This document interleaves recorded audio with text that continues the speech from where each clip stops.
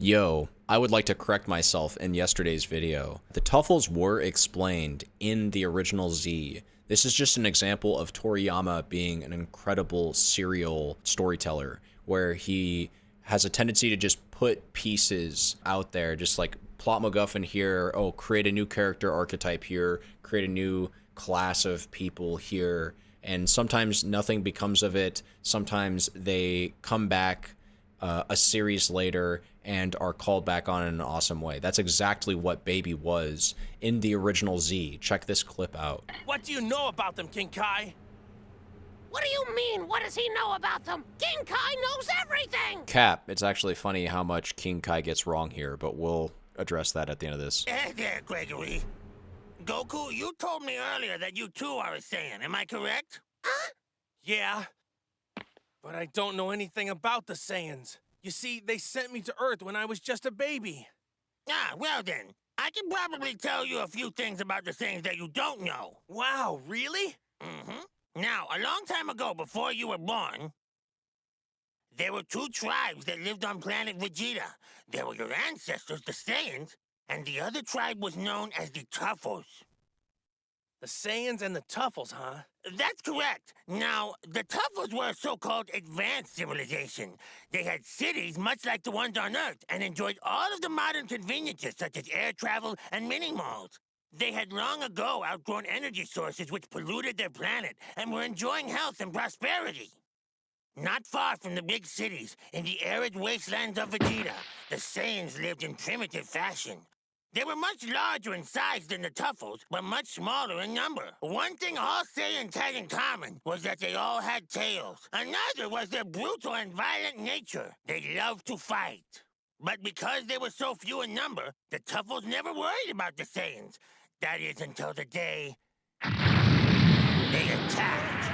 And so the Great War for Planet Vegeta began. With the element of surprise in their favor, the Saiyans quickly gained a strong foothold in the war against the Tuffles. The Tuffles had technology on their side. They had devices that measured their enemy's fighting power and advanced weaponry which they used to hold the Saiyans at bay.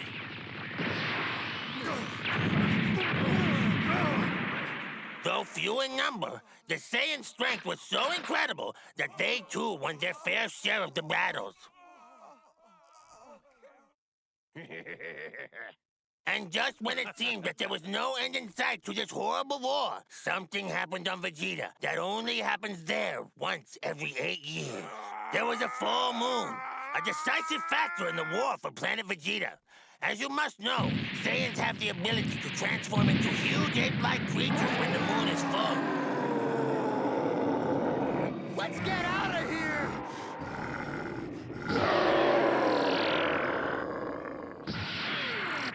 It didn't take long for these monsters to destroy the Tuffles and their advanced civilization. But then a new problem began for the Saiyans. Without the technology of the Tuffles, the Saiyans couldn't travel in space. This meant they couldn't satisfy the one desire that they all shared, the desire to fight. I'm sure you've heard the joke, how many Saiyans does it take to build a rocket ship? No. It's a really good one. Later, King Kai. Fine. Well, not far away, the Saiyans met the Arcosians. Now, the Arcosians had money and technology, but the planet Arcos was a dump, so they hired the Saiyans to conquer a planet for them. An unholy partnership was formed. With Saiyan might and Arcosian ingenuity combined, they formed a fleet of planet pirates.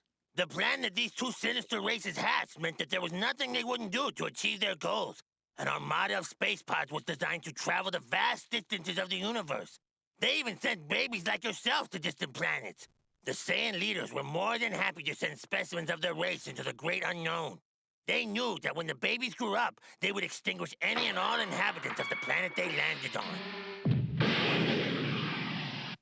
I'd like to extinguish them. Well, all misdeeds gather their just rewards.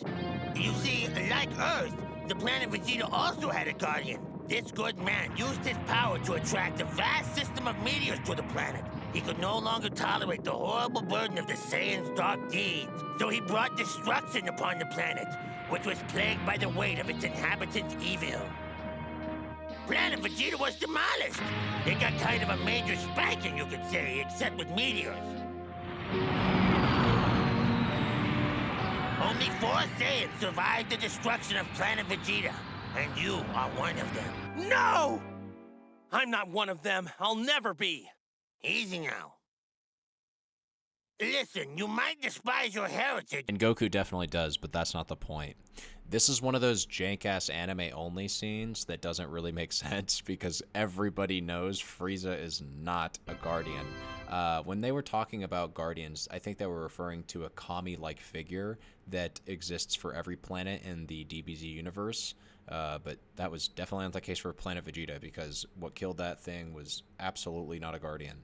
And now, in case you haven't seen the last video and for the wholeness of this video, let's check out Baby's side of the story. Baby's recounting of the Tuffle genocide. This is the revenge the Tuffles have sought from the Saiyans for so long. My ancestral home planet was actually a peaceful and wealthy society with a highly developed scientific community. It was you barbaric, evil Saiyans who destroyed it, burning through our planet's resources like they were dry wheat. So you were kicked off your own planet by the Saiyans? The unrefined killer instinct in the Saiyans rose to a deafening pitch as the Tuffles were slain all over their own planet like insects. And the being responsible for this genocide was none other than your father, King Vegeta, who, in his greatest moment of arrogance, renamed the planet after himself.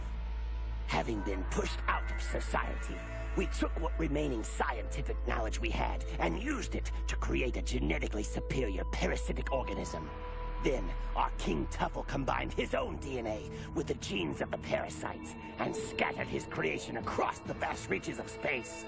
And now, some of us have made it back to exact our revenge. I honestly think this could be a movie, okay? Think about it. The Tuffles versus the Saiyans. It could be a movie that features Bardock and a young Prince Vegeta, King Vegeta, maybe even a younger Raditz. I don't know if Raditz would really actually make sense participating in this kind of war, but Nappa would be there, right? Like, you could have...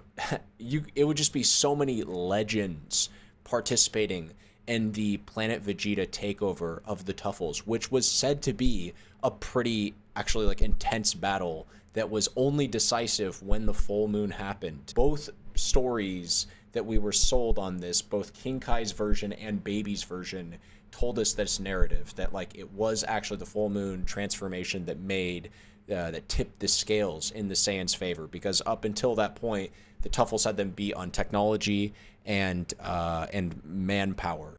God, especially given the number of legendary characters they have to already work with, I think it'd be so cool if they also developed a character, and they'd need to, right, to demonstrate the Tuffles in a good light, in a fair light. They could show the Tuffle, the lead Tuffle scientist guy, king, prince, whatever, of the Tuffles, being like a benevolent leader who ultimately just wanted what's good for his people, and like his slow maddening into like maybe even insanity, but definitely like a defiant rage against the Saiyans as they just come in and are acting all carte blanche about their takeover, like, oh, we could do whatever we want, we're the Saiyans, haha, this is what we want to do, and this is what we do, we're a barbaric race of people. And that gets framed as the bad guys. The Saiyans in that movie are kind of the bad guys. You kind of like, you want what's best for the Tuffles until you realize at the end what they're doing might not necessarily be the best thing. It would be such a good movie, dude. The themes could be all over the place. Oh my god. So I truly think this should have been a movie. I doubt it'll ever happen, but like, seriously, Planet Vegeta